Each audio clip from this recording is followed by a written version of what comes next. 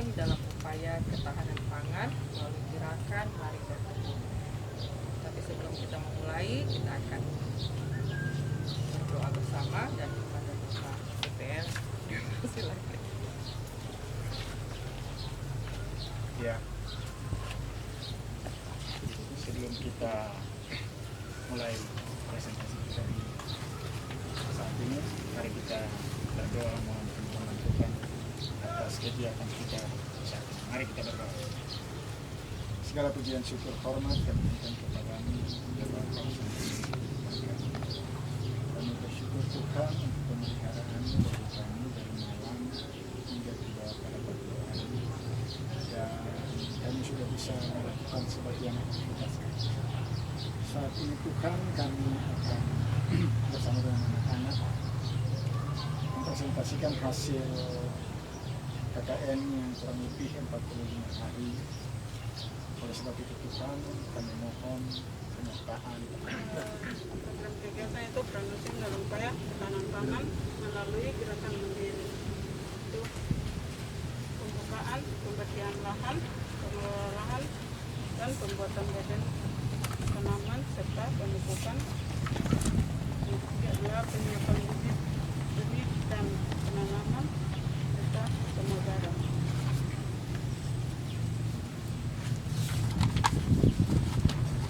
Kedua adalah gerakan berkebun dengan teknologi hidroponik, yaitu penyiapan dan pengadaan bahan, proses pembuatan prasarana hidroponik, penyiapan media tanam, serta pemberian larut nutrisi dan tanaman, pemindahan badan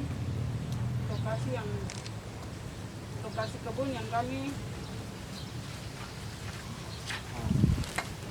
kelola adalah bekas campuran material pembangunan gedung rektorat yang sekarang ini. Dan lokasi lahannya memang mengakibatkan benih kurang berkembang dengan baik. Selain itu, lokasi kebun penuh dengan pasir sehingga tersebut tidak layak untuk penanaman sayur. Panjang lagi 15 September sampai dengan waktu yang diperpanjang yaitu 30 September di kampus Usul Nagire. Disimpulkan antara lain kebun telah selesai dikerjakan, kondisi tanam pasir sulit untuk tanam bayam dan sawit, air untuk hidroponik, sayuran air hujan karena air hujan tidak memiliki pH yang mengganggu pertumbuhan tanaman. Saran kami yaitu bagi mahasiswa hendaknya menanam sikap tanggung jawab, mandiri, rendah hati, saling menghargai dan menghormati. Membaca singkat dari apa yang telah disampaikan oleh mahasiswa dalam laporan kuliah kerja nyata ini. Saya memberikan apresiasi bahwa memang terima kasih sudah membuat laporan sedemikian baik bagi kami semua dan kami semua bisa menerima ini dengan baik. Namun dalam sebuah penulisan itu kan pasti ada masukan ya, bukan kritik. Kalau bilang ya kritik, tapi kritik membangun, bukan kritik untuk saling menjatuhkan. Tapi mari kita sama-sama mungkin melihat hal ini supaya bisa mungkin menjadi koreksi untuk kita sama-sama. Dan mungkin selain saya akan memberikan beberapa koreksi, mungkin juga Bapak dan Ibu DPL juga bisa memberikan koreksi-koreksi supaya bisa menyempurnakan penulisan ini. Yang pertama saya kritisi yaitu menyangkut daftar pustaka ya. Daftar pustaka ini kalau saya baca-baca di sini di bab 2 Anda sudah memasukkan teori-teori banyak tentang proses pelaksanaan kegiatan. Jadi setiap kali proses pelaksanaan kegiatan apapun yang kita laksanakan, kita harus cari teorinya, betul ya? Ya, itu mungkin pemahaman kami tentang metodologi seperti itu. Sehingga pembaca tahu bahwa ada teori pendukung yang mengatur tentang atau yang mengarah kepada kegiatan yang dilaksanakan. Saya mungkin kritisi sedikit saja menyangkut daftar pustaka ini, karena ini ambil dari berbagai literatur ya, ada literatur yang diambil ya. Ya, literatur itu buku-buku yang diambil ada ya. Macam di sini saya lihat kalau pengertian berkebun memang itu kan tidak ada literaturnya. Tapi kalau pengertian hidroponik ada ya. Ada ya pengertian hidroponik. Ada. Ya toh? Ada. Jadi kita kan melaksanakan sesuatu, membuat sesuatu teori itu bukan keinginan kita gitu. Tapi kita membuat satu teori berdasarkan keinginan dari atau yang ada di literatur, baik buku maupun di media lain. Nah, kalau saya lihat di sini kan ada halaman 11 itu contohnya ya, halaman 11 mengenai hidroponik. Hidroponik kan berasal dari kata Yunani. Ini menurut siapa? Kan pasti Anda pasti mengutip itu dari baik yang ada di set di internet ya toh, atau Anda ambil di buku ya, itu kan perlu dikemukakan dalam buku mana yang Anda ambil ya, baik halamannya atau tahun buku, itu perlu ya, sehingga para pembaca bisa memahami bahwa ini bukan keinginan Anda, bukan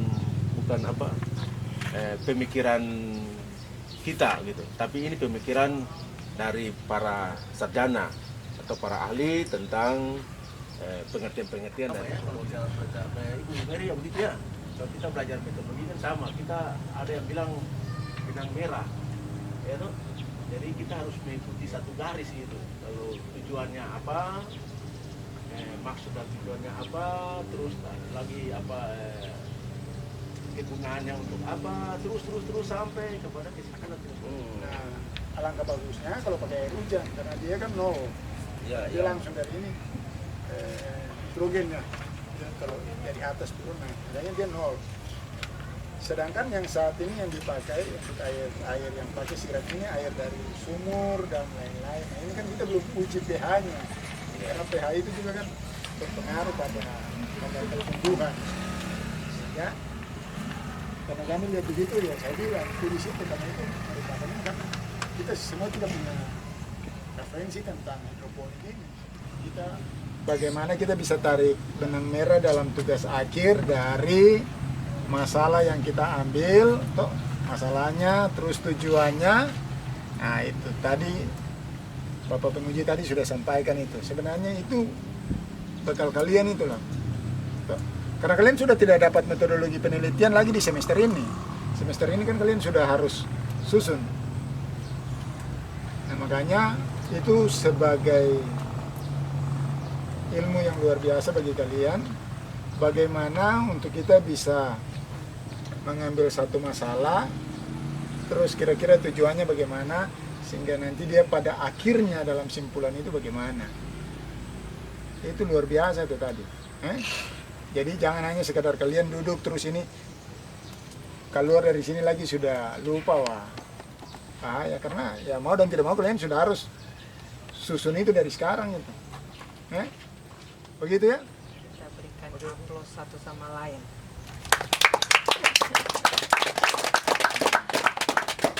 Dengan demikian kita memanjatkan puji yang cukup kepada Tuhan karena seluruh kegiatan kita selama 45 hari bisa diakhiri hari ini dengan baik. Terima kasih kepada Bapak Penguji, Bapak Edo.